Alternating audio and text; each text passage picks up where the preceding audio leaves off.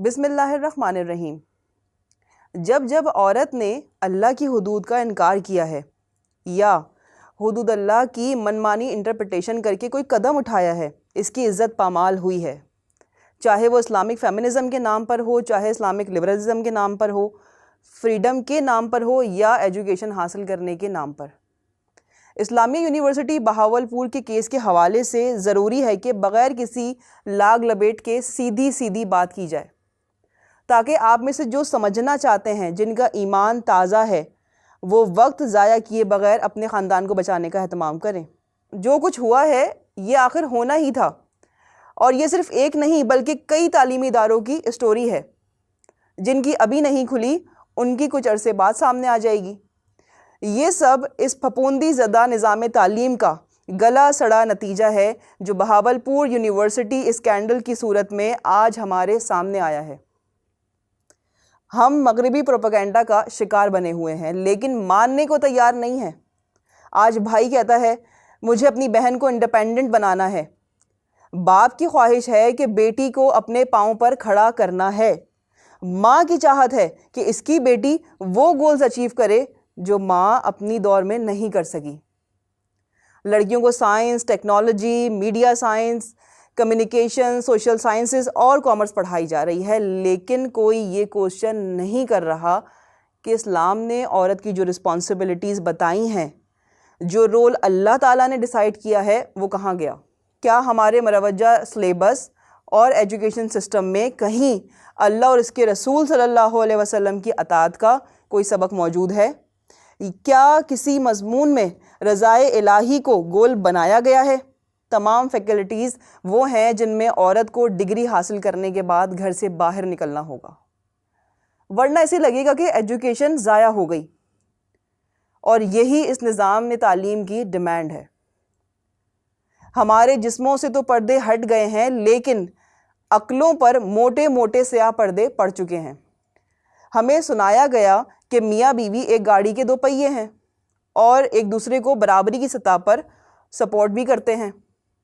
یہ میں آپ کو مسلمان مائنڈ سیٹ کو ہائی جیک کرنے والی انالوجی بتا رہی ہوں کہ کیسے مسلمان عورت کا دماغ خراب کیا گیا ہے۔ ہم نے سنا اور مان لیا کہ میاں بیوی گاڑی کے دو پہیے ہیں۔ اب ظاہر ہے کہ گاڑی کو گھر میں رکھنے کا کانسیپٹ تو ہے نہیں، گاڑی گھر سے باہر نکالنے اور دوڑنے والی چیز ہے۔ جب عورت گھر سے باہر جائے گی اور وہ رسپانسبلٹیز اپنے سر پر لے گی جو اللہ نے اس پر نہیں ڈالی تھیں، تو انیویٹیبلی وہ گھر کا نظام چھوڑے گی۔ خاندان اور خاندانی نظام کی آرکیٹیکٹ اور ڈیفینڈر کو گھر سے ہی نکال لیا جائے گا تو کیا تباہ ہوگا؟ ظاہر ہے خاندانی نظام زندگی تباہ ہو جائے گا۔ انالوجی ہی بنانی تھی تو یہ کیوں نہیں کیا گیا کہ عورت ایک مین فریم سرور ہے جس کا سینٹرل سسٹم دور دور تک پھیلے اپنے نیٹ ورک کو اپنی جگہ رہتے ہوئے کنٹرول کرتا ہے، خود سے کنیکٹ ہر ورک اسٹیشن کو ہر طرح کے وائرس سے بچاتا ہے۔ اسی مین فریم سے ہر ورک اسٹیشن کی ٹریننگ لینگویج کا فیصلہ ہوتا ہے۔ عورت کا کریکٹر اس طرح کیوں نہیں دکھایا گیا؟ صرف اس لیے کہ ایسی انالوجی سے عورت کا گھر میں رہ کر کمپلیٹ اتھارٹی رکھنا اور اسے پریکٹس کرنا ثابت ہوتا ہے، اور یہ دین کا وہ کانسیپٹ ہے جو مغربی آقاؤں کو بالکل نہیں پسند۔ یہ ایجوکیشن سسٹم ہم نے خود اڈاپٹ کیا ہے، اور یہ سوچ کر اڈاپٹ کیا ہے کہ ہمیں انگریزوں اور امریکنز کی طرح پروگریس کرنا ہے۔ پھر کسی کو قصوروار کہنے کا کیا ریزن نکلتا ہے؟ یہ ایجوکیشن سسٹم ان ممالک میں بھی اسی طرح چلتا ہے، فرق یہ ہے کہ وہاں یہ سب کامن ہو چکا ہے اس لیے نارمل بات ہے، اور آپ کے یہاں ابھی تھوڑی سی غیرت باقی ہے اس لیے برا لگ رہا ہے۔ تھوڑے عرصے میں جب کامن ہو جائے گا تو نارمل بھی لگنے لگے گا۔ انٹرنیشنل رپورٹس اور ریسرچ پیپرز پڑھیں تو صاف نظر آئے گا، صرف امریکہ میں مور دین 26% طالبات ہر سال حوض کا شکار بنائی جاتی ہیں، جن میں سے 80% تو پولیس کمپلینٹ بھی نہیں کرتی۔ ہم بھی اسی ایجوکیشن سسٹم کو فالو کر رہے ہیں، تو کیا کل یہ سب ہمارے یہاں نہیں ہوگا؟ ہمارے یہاں جس قسم کے مضامین آج یونیورسٹیز میں پڑھائے جا رہے ہیں اور کلچر کے نام پر کھلی دین مخالف ایکٹیویٹیز ہو رہی ہیں، جیسے کہ concerts, parties, Holi, Diwali, Valentine, Halloween, سب منایا جا رہا ہے، بلکہ اب تو پروم نائٹس بھی شروع ہو گئی ہیں، تو کیا ان میں خوف خدا تقسیم ہوتا ہے؟ ظاہر ہے کہ اس سسٹم کو تعلیم کا ذریعہ کہہ کر جو کچھ اسٹوڈنٹس میں ڈالا جاتا ہے اس کا اثر بھی ایسے ہی واقعات میں شامل ہوتا ہے۔ میں اس بات کا انکار نہیں کرتی کہ ظلم اور بلیک میلنگ بھی ہوئی ہوگی، لیکن ڈرگز اور بے حیائی کے پروگرامز کی پیدا کردہ شیطانیت کا بھی اس پورے کیس میں بھرپور ہاتھ موجود ہے، اور یہ سب اس ایجوکیشن سسٹم کی دین ہے۔ اس واقعے کو ذرا سیریس لیں۔ عزت تو ہماری بہن بیٹیوں کی داؤ پر لگ رہی ہے۔ میڈیا چاہتا ہے کہ کوئی مرد کو بھیڑیا قرار دے دے اور عورت کو مظلوم بنا کر پیش کرے، اور کوئی سارا الزام طالبات پر ڈال کر مرد کو دودھ کا دھلا ثابت کرنے میں مشغول ہے۔